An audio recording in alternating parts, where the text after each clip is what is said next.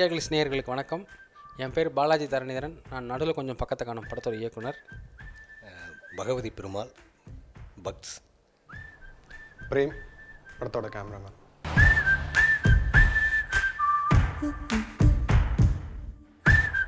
சினிமாவில் பார்த்தீங்கன்னா இவங்க 2 பேரும் முக்கியமான ஆளுங்க. மதுரை கீதன் ஒரு ஃப்ரெண்ட் இருக்கான். அப்புறம் மனசெல்லாம் பாலாஜி. இந்த மாதிரி நிறைய பேர் இருக்காங்க சினிமாலேயும். எனக்கு ரொம்ப க்ளோஸ்ன்னு பார்த்தீங்கன்னா காலேஜ் ஃப்ரெண்ட்ஸுங்க. ஸோ என்ன சொல்ல, ரொம்ப சந்தோஷமாக இருக்குது. இந்த மாதிரி ஃப்ரெண்ட்ஷிப் டேக்கு எங்களை வந்து மீட் பண்ணியிருக்கீங்க, உங்ககிட்ட பேசிகிட்டு இருக்கோம். அதுவே ரொம்ப சந்தோஷமாக இருக்குது. எனக்கு இவங்க 2 பேரும் ஃப்ரெண்ட்ஸ் ஆனதே ரொம்ப ஒரு இன்ட்ரெஸ்டிங் இன்சிடெண்ட். ஏன்னா நான் வந்து தஞ்சாவூர்லேருந்து படிக்கிறதுக்காக தான் இங்கே சென்னை வந்தேன். ஸோ சென்னை வந்தோடனே முதல்ல எனக்கு இன்ட்ரடியூஸ் ஆனது வந்து பாலாஜி.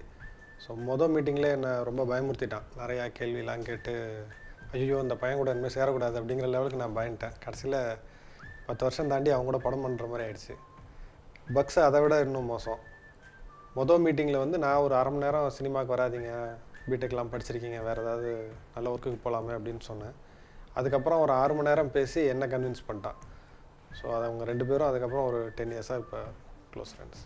எனக்கு பிரேமம் எப்படி தெரியும்னா, நான் அவர் சொன்ன மாதிரி ஃபஸ்ட்டு ஃபிலிம் ஷூட்டுக்குள்ளே வரும்போது ஃபஸ்ட்டு நான் அவரை தான் மீட் பண்ணேன். அவரும் நானும் தான் மீட் பண்ணிக்கிட்டோம்.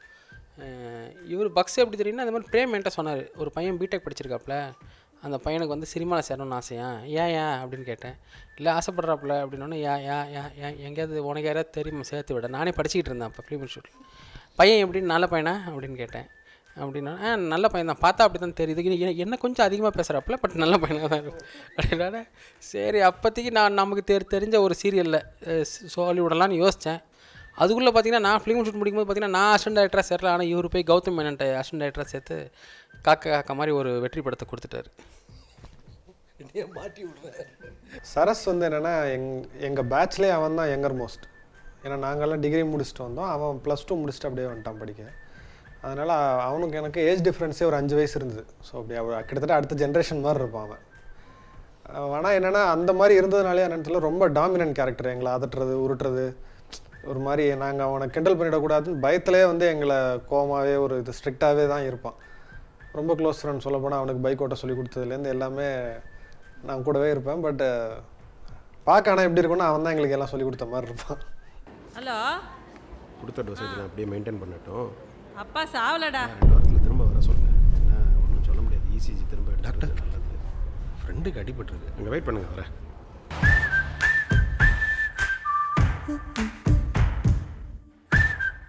எனக்கு இவங்க 2 பேர்ட்ட பிடிச்ச விஷயங்கள், பிரேம்கிட்ட பிடிச்ச விஷயம் என்னென்னா, பிரேம்கிட்ட நீங்கள் எவ்வளோ நேரம் வேணாலும் பேசலாம், கேட்டுக்கிட்டே இருப்பாப்புல. அது ஒரு ப்ளஸ் பாயிண்ட் உண்மையிலே. என்னென்னா வழக்கமாக இப்போ ஆள் தான் கம்மி நம்ம. ஏன்னா எங்கே போனாலுமே நம்ம ஸ்டார்ட் பண்ணும் போது இல்லைங்க அது என்னென்னா சொல்லி அவங்க டாமினேட் பண்ணி பேச ஆரம்பிச்சிடுறாங்க. இல்லை பேசுறதை கேட்குறதுக்கு ஒரு ஆள் இல்லாமல் ரொம்ப கஷ்டமாக இருக்குது. இவர்கிட்ட நீங்கள் எப்போ போய் எவ்வளோ நேரம் வேணாலும் பேசலாம், அவர் வீட்லேயே பேசலாம், அவரே சாப்பாடு சமைச்சு போட்டுட்டு திருப்பி கேட்டுக்கிட்டே இருப்பார். அந்த மாதிரி ஒரு நல்ல உண்மையிலே நல்ல லிசனர். அவரோட பெரிய ப்ளஸ்ஸே அவரோட ப்ளஸ் பாயிண்ட்னு கேட்டிங்கன்னா he is a great listener. அதே மாதிரி பக்ஸ்ட்டை பிடிச்ச விஷயம் என்னன்னு கேட்டிங்கன்னா, அவர் முடிஞ்ச அளவுக்கு சீரியஸாக இருக்கிறது எனக்கு ரொம்ப பிடிச்சிருக்கு. சீரியஸாக பிடிச்சிருக்கு. அதே மாதிரி எந்த விஷயத்தை பற்றியுமே அவர் வந்து கேள்வி கேட்பார். அந்த சாக்ரட்டிஸ் மாதிரி ஒரு விஷயம் சொன்னால் ஏன் எதுக்கு எப்படின்னு கேள்வி கேளுங்க அப்படின்ற மாதிரி நிறையா கேட்டு நம்மளையும் யோசிக்க வைப்பார். ஆக்சுவலி அவர்கிட்ட நீங்கள் எந்த வாத்தியார் கேள்வி கேட்டாலுமே பதிலுக்கு இவர் கேட்குற கேள்வியில் திருப்பி வாத்தியார் யோசிக்கணும், அவர்கிட்ட பதில் வராது. அந்த மாதிரி அந்த விஷயம் எனக்கு பக்ஸ்ட்டை ரொம்ப பிடிக்கும். பாலாஜிக்கிட்ட என்ன பிடிக்கும்னா, இப்போ படத்தில் நிறைய காமெடி சீன் பார்த்துருப்பீங்க, அது மோஸ்ட்லி வந்து பாலாஜிக்கு நடந்தது. முக்கியமான ஒரு விஷயம் சொல்லணும், படம் ரிலீஸ் ஆனதுக்கப்புறம் ஒரு விஷயம் நடந்தது. எப்படின்னா, ஒரு 2 வாரத்துக்கு திருட்டு டிவிடியே கிடைக்கல. 3ஆவது வாரம் வர ஆரம்பிச்சிச்சு. ஸோ இவர் வீடு இருந்த தெருவிலே வந்து ஒரு திருட்டு டிவிடி கடை இருந்தது. இந்த மாதிரி தம்பி போயிட்டு விசாரிச்சிருக்காப்புல, படம் கிடைக்குதுன்னு சொன்னோடனே வந்து சொல்லியிருக்காப்புல, இன்ஃபார்ம் பண்ணியிருக்காப்புல. போயிட்டு பாலாஜி போயிட்டு கடைக்காரனை கேட்டிருக்காப்புல, நடுவில் கொஞ்சம் பக்கத்துக்கு படம் இருக்கா? இருக்கு. எவ்வளவு? 40 ரூபா. முறைச்சி பார்த்துட்டே இருந்திருக்காப்புல பாலாஜி.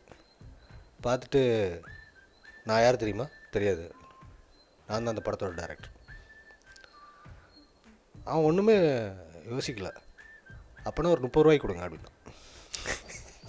இந்த மாதிரியான விஷயம் வந்து பஜ்ஜி லைஃப்பில் நடக்கும். நம்ம அதை வெளியில் சொல்ல மாட்டோம். பஜ்ஜி வந்து அதை சொல்லுவாப்புல. ஸோ லைஃப்பை வந்து எப்போவுமே நான் சீரியஸாக பார்த்துட்டோமே, எனக்கு ஜஸ்ட் ஆப்போசிட் பாலாஜி. எனக்கு அது ரொம்ப பிடிச்ச விஷயம். பிரேம் கிட்ட பார்த்தீங்கன்னா பாலாஜி சொன்ன மாதிரி பெரிய லிசனர். ஏன்னா அவனே ஃபோன் பண்ணி எல்லாம் ஒரு 3 hours 4 hours பேசுவான் நம்ம விஷயத்துக்காக. நமக்கு வந்து ஒரு மிஸ்டு காலோ இல்லை ப்ளீஸ் கால் மீ அப்படின்னு சொல்லிட்டு ஒரு மெசேஜ் அனுப்புனாலே 3-4 hours பேசுவான். பட்ஜெட்டை பிடிச்ச விஷயம் என்ன அப்படின்னா, எனக்கு அப்படியே ஒரு ஆப்போசிட்டான கேரக்டர்னா அதான் பஜ்ஜி. நான் எல்லாத்துக்குமே வந்து கொஞ்சம் ரொம்ப கவனமாக இருக்கணும், கொஞ்சம் பயமே இருக்கும் எனக்கு. ஏதாவது ஒரு ஒர்க்குக்கு போகிறோன்னா அதுக்கு 2 நாள் முன்னாடியிலேருந்து பிளான் பண்ண ஆரம்பிச்சிடுவேன். இதை கேமரா இங்கே எடுக்கலாம், அதை பண்ணலாம், ஒரு வாட்டர் பாட்டில் எடுத்துக்கலாம், அதை பற்றி விசாரிக்கிறது ரொம்ப ஓவர் பிளானிங். எந்த அளவுக்குனா அது ஒரு லெவலில் டார்ச்சராகவே ஆகிடும். நான் ஒரு மாதிரி ஸ்ட்ரெஸ்ட் அவுட்டாக இருப்பேன். அதுக்கு அப்படியே ஆப்போசிட் பஜ்ஜி. அதெல்லாம் நடக்கும் விடு அப்படின்னு சொல்லிட்டு அவன் ஒரு டீயை சாப்பிட்டு போய் படுத்து தூங்கிடுவான். தூங்கி எந்திரிச்சு. ஆனால் அது அப்படி தான், நான் எவ்வளோ பிளான் பண்ணாலும் அவன் பிளான் பண்ணலனாலும் நடக்க வேண்டியது ஒழுங்காக நடந்துடும். அது ஒரு மாதிரி ரிலாக்ஸ்ட். அது ஒரு விஷயம் தன்னால் நடக்கணும், அதை போட்டு ரொம்ப அதை ஸ்ட்ரெஸ் பண்ணிக்கூடாது, அது கொஞ்சம் இயல்பாக நடக்கணும் அப்படின்னு நினைக்கிறாள். அது அவன்கிட்ட ரொம்ப பிடிக்கும். பக்ஸ்ட்டை என்னென்னா, நம்ம லைஃப்பில் யாராவது நம்மளை ஒரு ஸ்ட்ரெஸ்ஸில் வச்சுருந்தா இல்லை ஒரு இது பண்ணால் தான் நம்ம அடுத்த லெவலுக்கு யோசிக்க ஆரம்பிப்போம். இல்லைன்னா அப்படியே இப்போ பஜ்ஜி மாதிரியே எல்லா ஃப்ரெண்ட்ஸும் இருந்தால் நம்ம இது மாதிரி ரிலாக்ஸ் ஆயிடுவோம். சரி, அது ஒன்றும் பிரச்சனை இல்லை. நிறைய பிரச்சனை இருக்குது, கொஞ்சம் நிறைய யோசிக்கணும், கேர்ஃபுல்லாக இருக்கணுங்கிறதுக்கு அவனை ஒரு எக்ஸாம்பிளாக சொல்லலாம். ஏன்னா அவன் எல்லாமே புதுசாக பண்ணணும், எதையும் யூஸ்வலாக பண்ணிடக்கூடாது அப்படின்னு சொல்லிட்டு ரொம்ப ப்ரிப்பரேஷன். அவன் எனக்கு ஒரு ஸ்டேஜ் மேலே இருப்பான். அதனால கொஞ்சம் ஒரு பயம் இருந்துகிட்டே இருக்கும்.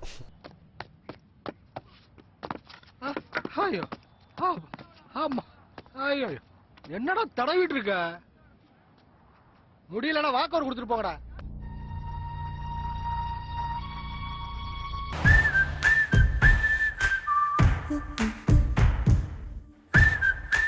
இல்லை, நான் அது எனக்கு தான் தோணுச்சு அந்த கதை. அதான் முன்னாடியே ஒரு நிறைய இடத்துல சொன்னேன். கேட்குற இடத்துல என்ன சொன்னேன்னா, நான் ஃப்ரெண்ட்ஸ்லாம் உட்காந்து டிஸ்கஸ் பண்ணோம். என்னென்னா படம் கிடைக்கிறது எப்படி, எங்கே போனாலுமே பட்ஜெட் கம்மின்னு தான் கிடைக்கிது, பெரிய பட்ஜெட் தான் கிடைக்கல.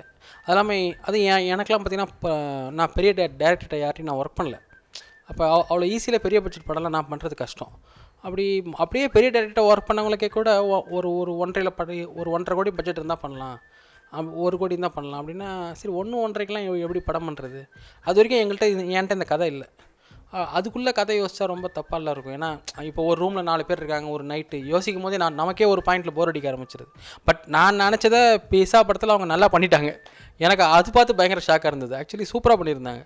என்னென்னா பட் நான் எனக்கு யோசிக்கும் போது என்னடா எப்படி பண்ணுறது அந்த மாதிரி அப்படின்னா, சரி ஒன்று கேரக்டர்ஸ் கம்மியாக இருக்கணும், இல்லைனா லொக்கேஷன் கம்மியாக இருக்கணும், இப்படி யோசிச்சுக்கிட்டு அப்படி இருந்துட்டு அன்றைக்கி நைட்டு ஒரு படம் பார்த்தேன். ஒரு படம் பார்க்கும்போது அந்த படத்தில்னா ஒரு மர்டர் மிஸ்ட்ரின்னு வச்சுக்கோங்களேன். பட் படம் முடியும் போது வேறு மாதிரி போய் முடியும். ஒரு போலீஸ் ஸ்டேஷனில் ஒரு நைட்டு நடக்கும். ஒரு கொலையை பற்றி ஒருத்தனை அரெஸ்ட் பண்ணியிருப்பாங்க. பார்த்தா ஒரு படம் ரொம்ப எங்கேஜிங்காக இருந்துச்சு. அதை பார்த்தோன்னே தான் ஒரு கான்ஃபிடென்ட் வந்தது. சரி, அப்படி நம்ம லைஃப்பில் ஒரு நாளில் என்ன ரொம்ப சுவாரஸ்யமாக நடந்தது சின்ன வயசுலேருந்து, ஷார்ட் டைமில் கம்மி கேரக்டர்ஸில், அந்த மாதிரி நம்ம லைஃப்பில் எது ரொம்ப சுவாரஸ்யமாக ஏதாவது ஒரு இன்சிடெண்ட் கொஞ்ச நேரம் தான் நடந்திருக்கும், நம்ம ரொம்ப கம்மியாக அந்த மாதிரி தான். பட் பயங்கரமான இன்ட்ரெஸ்டிங்கான விஷயம் நம்ம லைஃப்பில் என்ன நடந்தது அப்படின்னு யோசிச்சுக்கிட்டே அடுத்த நாள் காலையில் பிரேம் வீட்டுக்கு தான் பைக்கில் போய்கிட்டு இருக்கேன். பிரேம் வீட்டில் ஒருத்தவங்களுக்கு எடிட்டிங் சொல்லி தரதுக்காக, பேசிக்காக நான் ஃபிலிம் ஷூட்டில் எடிட்டிங் படித்தேன். அதனால் போயிட்டு இருக்கும்போது கரெக்டாக எல்லாம் அமைஞ்சது. அப்படி யோசிச்சுட்டே பிரேம் வீட்டுக்கு போயிட்டுருக்கேன். பிரேமுக்கும் நமக்குமே நடந்திருக்கேன் பிரேமோட மேரேஜுக்கு முன்னாடி அப்படின்னு சொல்லி போய் பைக்கை நிப்பாட்டும் போதே கதை சினாப்சிஸ் ரெடி ஆகிடுச்சு. ஒரு சில விஷயத்தை மாற்றி போட்டால் போதும். அடுத்த நாள் காலையில் ஞாபகம் வரல. ஆக்சுவலி அவனுக்கு ரியல் லைஃப்பில் அடுத்த நாள் ஃபஸ்ட் ஆஃப் அப்படியே நடந்தது. அடுத்த நாள் காலையில் ஞாபகம் வந்துருச்சு ஒரு 10 மணிக்கு. அதான் கிளைமேக்ஸு. காலையில் ஞாபகம் வரலன்னா என்ன அப்படின்றத எடுத்துகிட்டு இப்போ அந்த பொண்ணு வந்து ரியல் லைஃப்பில் பார்த்திங்கன்னா அவர் வந்து 4 வருஷம் லவ் பண்ணிகிட்டு இருந்தார். அதனால் பொண்ணு ஞாபகம் இருக்குது. பட் இப்போ எங்கே இருக்கான்னு ஞாபகம் இல்லை. அந்த பொண்ணை அந்த ஒரு 1.5 வருஷத்துக்குள்ளே கொண்டு வந்துட்டா பொண்ணையும் மறந்துட்டானா என்ன? இந்த 2 விஷயம் தோணுன உடனே கதை இதுக்கப்புறம் நம்ம உள்ளே ஒர்க் பண்ண வேண்டியது தான். அதனால் அடுத்த நாள் காலையில் போய் பைக்கை நிப்பாட்டும் போது சினாப்சிஸ் ரெடி. அப்படி தான் இந்த கதை தோணுச்சு. எழுதுனதுன்னா நான் உட்காந்து எழுதுகிற ஆள் கிடையாது. நான் எப்படின்னா ஒரு சீனை வந்து என் அசோசியேட் அமிர்தராஜன் அவர்கிட்ட ஒரு சீனை ஃபுல்லாக நரேட் பண்ணிவிடுவேன். நான் நரேட் பண்ணுறத அவர் ரெக்கார்ட் பண்ணிவிடுவார். ஏன்னா எனக்கு ஸ்டோரி சொல்கிறது போது இருக்கிற ஒரு எனர்ஜி ஒரு ஃபீல் ரொம்ப ஜாஸ்தி. அதனால் நான் நரேட் பண்ணிவிடுவேன். நரேட் பண்ணதை அவர் அப்படியே ரெக்கார்ட் பண்ணி ஃபஸ்ட்டு ஒரு டிராஃப்ட் எழுதி என்கிட்ட கொடுப்பாரு. எழுதுறத அதை பார்த்து அப்புறம் அதில் நான் ஸ்கிரிப்ட் எடிட் பண்ணுவேன். அப்படி தான் அந்த ப்ராசஸ் நடந்தது. இல்லை இது எதுவும் நினைக்கல. உண்மையாகவே ஏன் நினைக்கல அப்படின்னா, அந்த இன்சிடெண்ட் நடந்தது வந்து எனக்கு மெமரியில் இல்லை. அவங்க ஒருத்தரையும் அவங்க சொல்லும் போதுமே யாருக்கோ நடந்த ஒரு இன்சிடென்ட் கேட்குற மாதிரி தான் இருக்கும். ஏன்னா அது கான்ஸ்டண்ட்டாக மெமரி போகிறதுனால அந்த மெமரி ரீகெயின் ஆகுதில்ல, அதுலேருந்து தான் திருப்பி நமக்கு ஞாபகம் வரும். இந்த இன்சிடென்ட் நடந்தது, இவங்க பட்ட கஷ்டம்லாம் எனக்கு சுத்தமாக எனக்கு மெமரியில் கிடையாது. ஸோ ஹாஸ்பிட்டலில் இருக்கும் போது இந்த டூத் ப்ரஷ்ஷு, பேஸ்ட்டு, ஒரு சீப்லாம் வச்சு ஒரு பவுச் ஒன்று கொடுப்பாங்க அந்த 2 days அங்கே ஸ்டே பண்ணும்போது.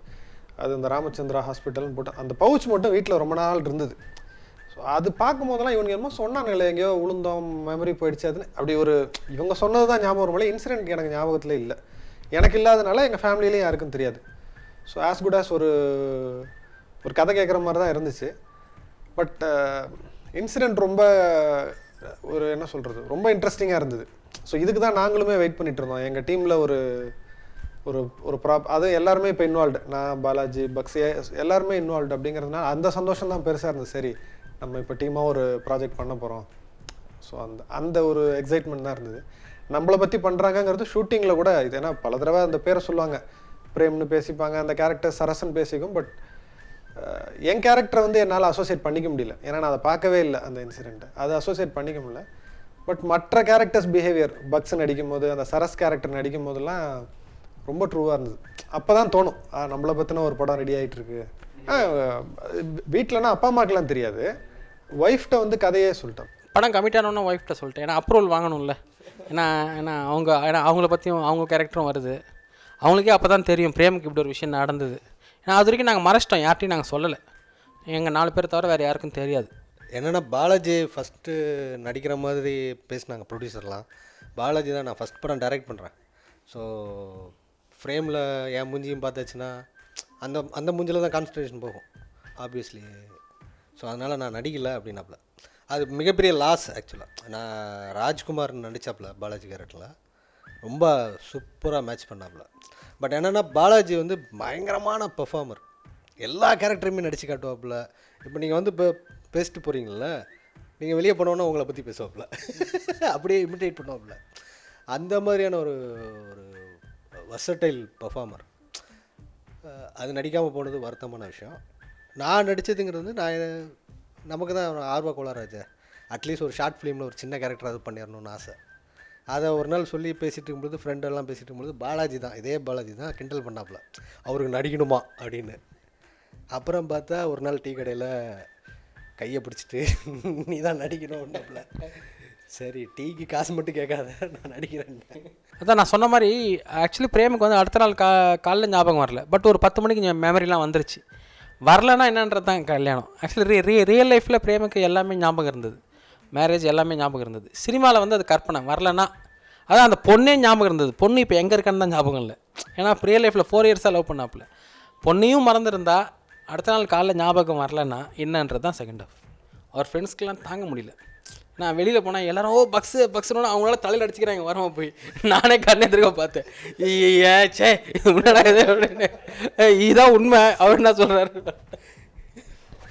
இல்லை இந்த மாதிரி நடிச்சிருக்கேன்னு சொன்ன உடனே முதல்ல ஆக்சுவலாக ஒரு மாதிரி சிரிச்சிட்டு பார்த்துற நீ பாட்டுக்கு ஊர்லாம் நடிச்சிட்ருக்கேன்னு சொல்கிற, எடிட் பண்ணி தூக்கிற போகிறேன் அப்படின்னு தான் எதிர்பார்த்தாங்க. ப்ரிவியூவில் 2 ஃப்ரெண்ட்ஸ் பார்த்தாங்க, கோபால்னு ஒரு ஃப்ரெண்டும் கிஷோர்னும். கிஷோர் படம் பார்த்துட்டு வந்து வெளியே வந்தோடனே படம் நல்லா இருக்குது, அது ஓடிடும், ஆனால் உனக்கு எப்போ இவ்வளோ பெரிய ரோலாக கொடுத்தாங்க, என்னடா படம் ஃபுல்லாக பேசிக்கிட்டே இருக்க, இனிமேல் அப்போ வந்து எல்லா டிவிலையும் வருவேன், காமெடி சேனலில் எல்லாத்துலேயும் போடுவாங்க, உன் மூஞ்ச வர நான் வீட்டில் உட்காந்து வர பார்க்கணுமா. ஆனால் தே லவ்ட் இட். அதான் சொல்கிறேன்ல, அது ஃப்ரெண்ட்ஸுங்க வந்து பஜ்ஜி சொன்ன மாதிரி அப்படியே கலாய்ச்சி விடுறது அவங்க தான். மூஞ்சிக்கு நேரம் நம்ம பாட்டுக்கு பேசியாச்சுன்னா நம்ம தான் ஏற்கனவே காலர் இல்லாத டிஷர்ட்லேயே இப்படி தூக்கி விட்டுட்டு இருப்போம். ரொம்ப என்ஜாய் பண்ணாங்க. அவங்களுக்கு கிட்டத்தட்ட அவங்க ஒரு 10 வருஷம் எஃபர்ட் போட்டு சினிமாவில் இந்த இடத்துக்கு வந்தால் எவ்வளோ சந்தோஷப்படுவாங்க. அந்த சந்தோஷம்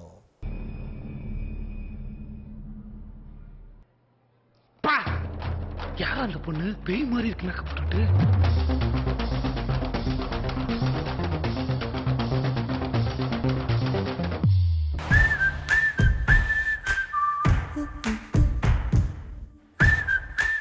யோசிக்காமல் சொல்லணும்னா தளபதி.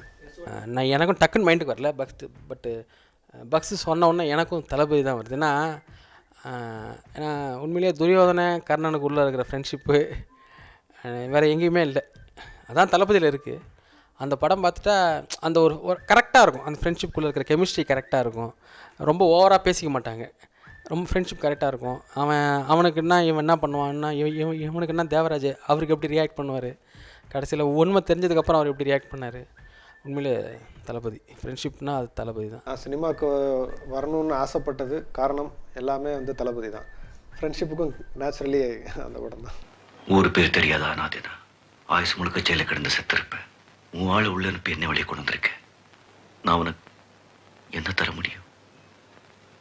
எதுவும் வேணாம், என்கிட்ட ஒன்று தான் இருக்கு,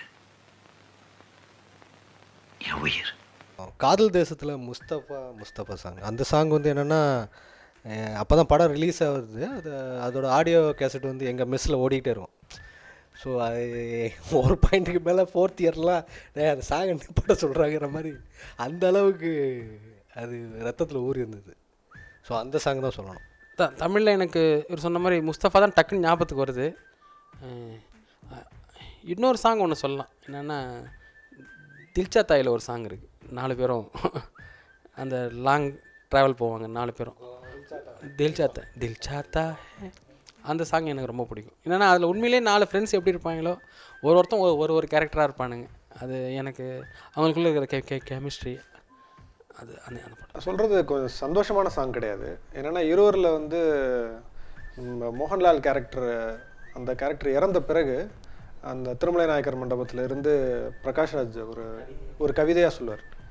அது ரொம்ப டச்சிங்காக இருக்கும். ஏன்னா அதுக்கு இடையில அந்த அவங்களுக்குள்ளே நடந்த விஷயங்கள் ப்ளஸ் அந்த இழப்பு, அது ஃப்ரெண்ட்ஷிப்க்கு எனக்கு அது ரொம்ப பிடிச்ச ஒரு சாங் கிடையாது, ஒரு கவிதையாக வரும்.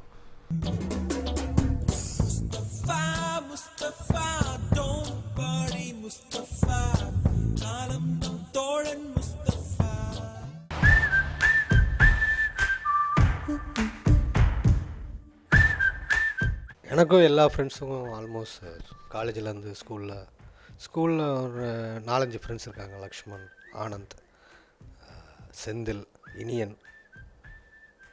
யாரையாவது மிஸ் பண்ணிடுவோன்னு பயமாக இருக்குது, ஏன்னா அவ்வளோ பேர் இருக்காங்க. காலேஜ்லேயும் அதே மாதிரி தான். M8 படித்தேன், குரோம்பேட்டில். ஸோ இவ்வளவு வருஷமாக சினிமாவில் இருக்கோம். நேற்று கூட ஃப்ரெண்ட்ஸ் கூட பேசிகிட்டு இருக்கும் பொழுது எங்கேயாவது வருத்தப்பட்டோமான்னு பார்த்தா இல்லவே இல்லை. அது காரணம் ஃப்ரெண்ட்ஸு தான். ஏதாவது நம்ம மிஸ் பண்ணிடுவோம் அப்படின்னு பார்த்தா அதை நடத்தி காட்டிடுவாங்க. என்றைக்குமே நான் வந்து இங்கே தேட்டருக்கு போகிறோம், சத்தியமில் படம் பார்க்கணும், கையில் காசு இருக்காது, ஒரு காசு இருக்காது. ஆனால் என்ன படம் பார்க்கணுங்கிறத நான் தான் டிசைட் பண்ணுவேன், என்ன புக்கு வாங்கணுங்கிறத நான் பண்ணுவேன். எங்கேயாவது டூர் போனால் என்னையும் டிஃபால்ட்டாக போட்டுருவாங்க. ஸோ எதுவுமே லைஃப்பில் மிஸ் பண்ணலையேன்னு தோணுது, ஒன்லி பிகாஸ் ஆஃப் ஃப்ரெண்ட்ஸ். இவரோட காமெடியில் ஒரு மெயின் காமெடி, இவர் காலேஜில் முடிச்சு 4 இயர்ஸ்லாம் கழிச்சிருச்சு. கழிஞ்சதுக்கப்புறமா இவங்க காலேஜுக்குள்ளே போய் பார்ப்பேன், ஒரு நாள் கலட்டா பண்ணியிருக்காங்க. அதுக்கப்புறமா காலேஜெலாம் முடிச்சு 4 இயர்ஸ் ஆகிடுச்சு. அதுக்கப்புறமா இவங்க அந்த ஃப்ரெண்ட்ஸை இவர் ஃப்ரெண்டெல்லாம் கூப்பிட்டு அவங்க பேரண்ட்ஸ்க்கு லெட்டர் போட்டு அவங்க பேரண்ட்ஸ் எல்லாம் வர வச்சு, இனிமேல் இந்த 4 பசங்களும் இந்த M8 கேம்பஸ்குள்ளே வரமாட்டோம் அப்படின்னு, ஒரு வருஷத்துக்கு வரமாட்டோம் அப்படின்னு சொல்லி பனிஷ்மெண்ட்டு. இவங்க அப்பாலாம் எழுதி கொடுத்து, ஏன்டா காலேஜ் தான் முடிச்சு 4 வருஷம் ஆகிடுச்சு, இன்னும் ஏன்டா பிரச்சனை பண்ணுறேன் அப்படின்னு அவங்க அப்பாலாம் சைன் போட்டு கொடுத்து, ஏன்னா நாங்கள் 1 இயர் கேம்பஸ்குள்ளே வரமாட்டோம். அவங்களும் நல்லவங்க, 1 இயருக்கு அப்புறம் வந்து பிரச்சனை பண்ணிக்கோங்க, இப்போதைக்கு 1 இயர் பனிஷ்மெண்ட்டு சொல்லி 1 இயர் பண்ணி அந்த மாதிரிலாம் பண்ணியிருக்காங்க. ஃப்ரெண்ட்ஸுனால் உண்மையிலே என்னென்னா, ஒரு ஃப்ரெண்ட்ஸை பற்றி சொல்லணுன்னா லைஃப்பில் ஒரு ஸ்டேஜ்லையுமே இப்போ ஃபிலிம் இன்ஸ்டியூட்டில் சேர்றதுக்கு ஹெல்ப்ஃபுல்லாக இருந்தது. முடிச்சோடனே நான் அண்ணா யூனிவர்சிட்டியில் படிக்கிறதுக்கு என்ன சஜஸ்ட் பண்ணது ஒரு ஃப்ரெண்டு, அந்த கோர்ஸ் போய் படி, உனக்கு ரொம்ப யூஸ்ஃபுல். ஏன்னா எனக்கு என்ன வீக்குன்னு என் ஃப்ரெண்ட்ஸுக்கு தெரியும். உனக்கு நீ கதைலாம் சொல்கிற, எல்லாம் பேசுகிற, எடிட்டிங்லாம் சென்ஸ் இருக்குது, உனக்கு வந்து கம்ப்யூட்டர் நாலேஜ் ரொம்ப கம்மி, சாஃப்ட்வேர்ஸ்லாம் போய் கற்றுக்கோ அப்படின்னு என்னை டைவெர்ட் பண்ணது ஒரு ஃப்ரெண்டு தான். அங்கே முடிச்சதுக்கப்புறமா என்னை ஒரு இடத்துல அல்ஃபான்ஸ் ராய் மாதிரி பெரிய ஒரு வைல்ட் லைஃப் கேமராமேன், அவங்க வீட்டில் என்னை டைவெர்ட் பண்ணது இவர் தான், பிரேம் தான், அது ஒரு ஃப்ரெண்டு தான். அங்கேருந்து வேறு ஒரு இடத்துல என்னை வேலைக்கு சொல்லி விட்றது, இப்போ கடைசியாக ப்ரொடியூசர்கிட்ட கதைக்கு சொல்லி விட்றது. இப்படி பார்த்திங்கன்னா அந்த ஃப்ரெண்ட்ஸு இப்போ நேற்று கூட ஸ்கூல் ஃப்ரெண்ட் நான் சொன்னேன்ல, அவர் ஃபோன் பண்ணி சனித்தன் ஃபோன் பண்ணி என்ன பச்சி என்னடா என்ன கதை அதெல்லாம் ஒன்றும் எடுத்துக்காதடா, ப்ரெஷரை எடுத்து கதை பண்ணாதடா, இதெல்லாம் ஒரு கட்டாயத்திலாம் பண்ணக்கூடாது, உனக்கு வரும்போது பண்ண. எல்லோரும் ப்ரெஷர் பண்ணுவாங்க, பட் கடைசியில் கதை நல்லா இருக்கணும், உனக்கு டைம் எடுத்துக்கூட. என்னென்னா நம்மளை விட நம்ம கொஞ்சம் டிலே ஆகுதோன்னும் போது இல்லை நீ எதுவும் டைவர்ட் ஆகிடாத அப்படின்னு அந்த ஒரு வார்த்தை. ஏன்னா அவனுக்கு கேர் எடுத்து சொல்லணுன்ற அவசியம் இல்லை, அவன் பிஸ்னஸ் பண்ணிகிட்ருக்கான். ஃபோன் பண்ணி சொல்லிவிட்டு சரி சண்டே மீட் பண்ணலாம். இந்த மாதிரி இந்த ஃப்ரெண்ட்ஷிப் சர்க்கிள் இருக்கிற வரைக்கும் அது நம்ம லைஃப்பில் அடுத்தடுத்த ஸ்டேஜுக்கு போகிறதுக்கான காரணம் ஃப்ரெண்ட்ஸ் தான் மெயினாக. இப்போ எனக்கு ஸ்கூல் ஃப்ரெண்ட்ஸ் வந்து ஒரு 2 பேர் ரொம்ப க்ளோஸ் ஃப்ரெண்ட்ஸ். இப்போ இங்கே இல்லை, அவங்க 2 எல்லாம் யூஎஸ் அங்கே ஒர்க் பண்ணிகிட்ருக்காங்க. மோஸ்ட்லி என்ன ப்ராப்ளம்ஸ்னால் நான் அவங்கள்ட்ட தான் டிஸ்கஸ் பண்ணுறது. எனக்கே ஒரு 2002 வந்து ஒரு ஒரு பெரிய க்ரன்ச் சிச்சுவேஷன். என்னென்னா ஒய்ஃப் வந்து அப்போ லவ் பண்ணிகிட்டு இருந்தோம். வீட்டில் சண்டை போட்டு வந்துட்டாங்க வெளியில். ஸோ வந்தோடனே என்னென்னா அவங்கள படிக்க வைக்கணும், ஸ்டே பண்ணணும், இதுக்கு வந்து ஒரு பெரிய அமௌண்ட். அதாவது அன்னைய சுச்சுவேஷனுக்கு ஒரு மோர் தேன் 50,000 எனக்கு தேவைப்பட்டது. ஏன்னா நிறையா விஷயத்த நான் ஒரு 1 இயருக்கு நான் ஏன்னா நம்பி வந்துட்டாங்க, என்ன பண்ணுறது. நான் அப்போ அசிஸ்டன்ட் கேமராமேன் நான் ஒர்க் பண்ணிருக்கேன். பெருசாக காசுலாம் இல்லை கையில், வீட்டில் கேட்க முடியாது. அப்போ இந்த விஷயம் தெரிஞ்சு உடனே ஃப்ரெண்டு வந்து அங்கேருந்து ஒரு 75,000, நான் கேட்டது என்னமோ 55 கேட்டிருந்தேன். 75,000 வித்தின் 2 days ட்ரான்ஸ்ஃபர் ஆகி என்னோடய அக்கௌண்ட்டுக்கு வந்துருச்சு. இது காசு அப்படிங்கிறதுனால சொல்ல, பட் அவன் கேட்குறதுக்கு கூச்சப்படுறானோ நினச்சி கொஞ்சம் எக்ஸ்ட்ரா இது பண்ணி திருப்பி சம்பாரிச்சிட்டு கொடுக்க போனப்போ அவன் சொல்லிட்டான், இல்லை அது நான் அவளுக்காக கொடுத்தது, அதெல்லாம் நான் திருப்பிலாம் வாங்க மாட்டேன்ட்டான். ஸோ 75,000 2002ங்கிறது வந்து இட்ஸ் அ ஹியூஜ் அமௌண்ட். அது அவனும் அப்போ ஒன்றும் பெரிய வேலையிலலாம் இல்லை, டக்குன்னு ஒன்று இது பண்ணான். அது ரொம்ப அவங்க 2 பேர் ரொம்ப க்ளோஸ் ஃப்ரெண்ட்ஸ். பட் ஸ்கூல் டேஸுக்கு அப்புறமா எனக்கு கிடைச்ச ஃப்ரெண்ட்ஸ் எல்லாம் இங்கே டிஎஃப்டி படிக்கும் போது தான். பாலாஜி, சொல்லப்போனால் பாலாஜியோட ஸ்கூல் ஃப்ரெண்ட்ஸ் எல்லாமே எனக்கு தெரியும். அதே மாதிரி பக்ஸோட ஃப்ரெண்ட்ஸ் எல்லாரையுமே எனக்கு தெரியும். ஸோ அது மாதிரி மியூச்சுவல் ஃப்ரெண்ட்ஸ் ஜாஸ்தி. எனக்கு சொல்லப்போனால் கேமராமேனுக்கு வந்து எடிட்டிங் தெரிஞ்சால் தான். சொல்லப்போனால் அசிஸ்டண்ட்லேருந்து கேமராமேன் ஆகிறதுக்கு ஒரு மெயின் ப்ராசஸே இந்த எடிட்டிங் தான். அது தெரியலன்னா நம்ம ஒன்றும் பண்ண முடியாது. அது சொல்லி கொடுத்தது எனக்கு பாலாஜி தான். அது மாதிரி அதுக்கப்புறம் அந்த ஸ்கூல் டேஸுக்கு அப்புறம் வந்த ஃப்ரெண்ட்ஸ் எல்லாம் டிஎஃப்டி வந்த பிறகு தான். நோபால் அடங்கு இங்க படுது, இங்க படுது, இங்க அடிக்குறா. நோபால் எப்படி தெரியுமா? இங்க நின்னு இங்க வாங்கினால நோபால், அப்படியே வந்து இங்க வாங்கினால நோபால் கிடையாது. நோபால் தான்டா இது. கிரிக்கெட் தெரியுமா? போய் பாலிங் போடு.